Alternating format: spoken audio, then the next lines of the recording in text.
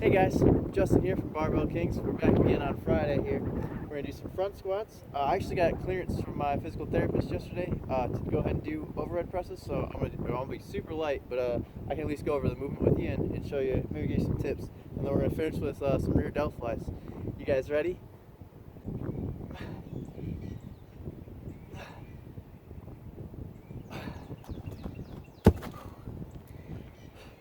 It's a little colder out here today. You might not see me with the shirt off.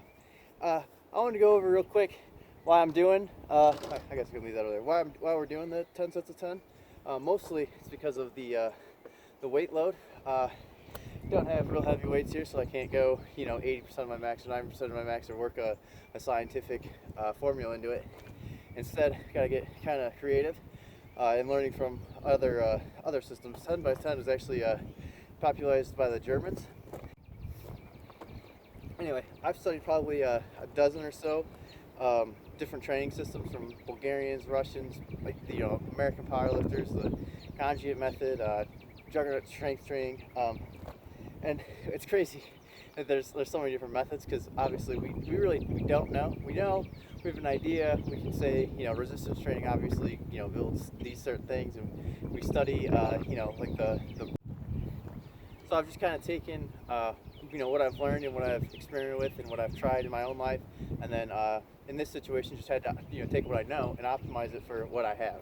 And big heavy compound movements. I went over before about how you squat twice a week, you can press 3 times a week, and deadlifts once a week. You really shouldn't. I mean, there's programs that'll tell you to do otherwise. This is just what I know and what's worked for me. All right, I'll do this again. My camera died in the middle there, so I had a whole few minutes there explaining this, and I'll just go back over it. Basically, with the overhead press, I'll start like this. Elbows are in. I do a neutral grip, which means my hands face each other. If you use a barbell, you're in a pronated grip. You're out here like this, which I think puts a lot more stress on your rotator cuffs to do the movement. That's why you see a lot of heavy benchers, a lot of guys that bench a whole lot usually have issues with their shoulders. It's just not a real natural movement for the shoulder to go through, especially under really high resistance like 200-300 pounds. Anyhow, so I use a neutral grip, and that seems to be a lot healthier for my shoulders. If you're gonna lean back, I'll do this from the side as well. You're gonna wanna, I lean back, you want the weight over your hips. And that's hard to explain. If you're standing straight up, the weight's actually a couple inches out from over your center of gravity. You lean back, let the weight kind of rest on your chest or across your chest. Your upper back is to be tight, your glutes are tight, your hamstrings are tight, you're tight all the way to the ground because you're supporting this weight. For every force there's an opposite and equal reaction force. You need that tight upper back to be able to press offward. If you got a loose upper back or you're not real tight up there, you don't have anything to push off of. You get a real tight upper back, bam, you're able to press off of it. I'm doing these real slow. Let me show you from the side real quick. Maybe it's easier to see. I'm not sure if you can see my hips, but it's a straight line all the way down from the weight through my core to through the hips all the way to the ground.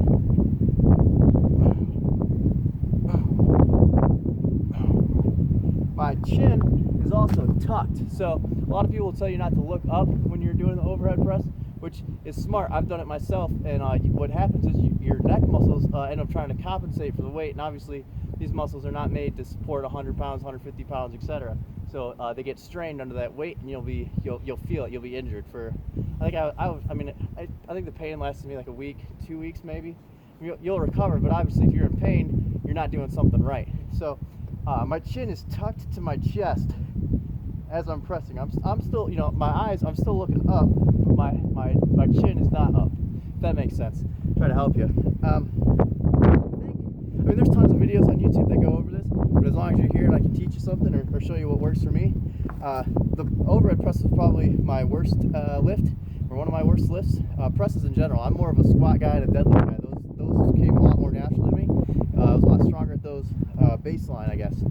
Presses were not my friend. So it was a lot of trial and error, learning what works for me in pressing. And what you'll find with any movement really, the more you do it, the more you find what works for you, the more you find that natural body composition, your central nervous system works out, the the small tweaks and things you need to do to be in a better mechanical advantage. But if I can get you, in that position and tell you what works for me, hopefully it can carry over and you can learn some things and help you press.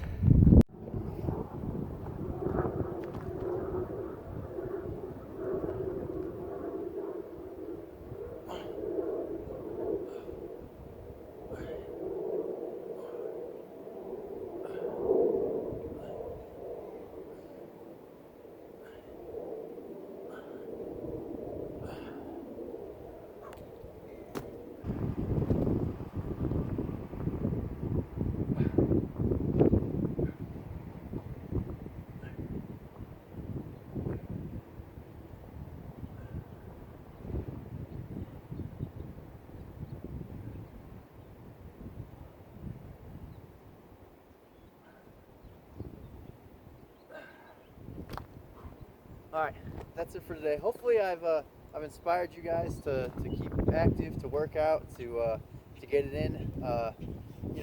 Body weight exercise just weren't cutting it for me. I like resistance training. I like heavy weights. That's what I enjoyed doing. So I had to find a way to adapt. When this virus thing hit and gyms closed down, I was kind of lost. I was in a real negative mindset where I was like, well, fuck it, there goes all my goals for this year. I'm just gonna have to wait till next year. I'm just gonna have to wait till this blows over. And I remember reading a quote said anyway, we had a technical difficulties there. I remember reading a quote that said, the world is not taken by the most intelligent man or the strongest man, but the man who's most able to adapt.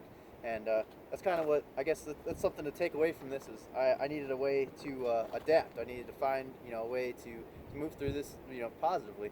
And so hopefully I've given you guys some ideas. Like I said, there's tons of ways to do this, even if you don't have optimal settings. If you've got lighter weights and you gotta do the movement slower and focus on the contraction, or if you gotta do sets till failure. I remember I used to go to the gym and I'd do say tricep push downs or whatever exercise on the machine. I'd go all the way till I couldn't do anymore, and I'd drop the weight, and I'd go all the way till I couldn't do anymore, till I got down to 20 pounds, and I'm sitting there struggling, big strong dude, and he's got 20 pounds on the machine, he's struggling to get it down, but you work those muscles to complete failure. It's there's tons and tons of ways to challenge yourself. So hopefully I've inspired you, I've given you some ideas to do so. If you guys got any, like, comment, subscribe, all that good stuff. If you got any questions, let me know. If there's anything if you want me to cover, I can go over it. Have a great day, guys. Keep working.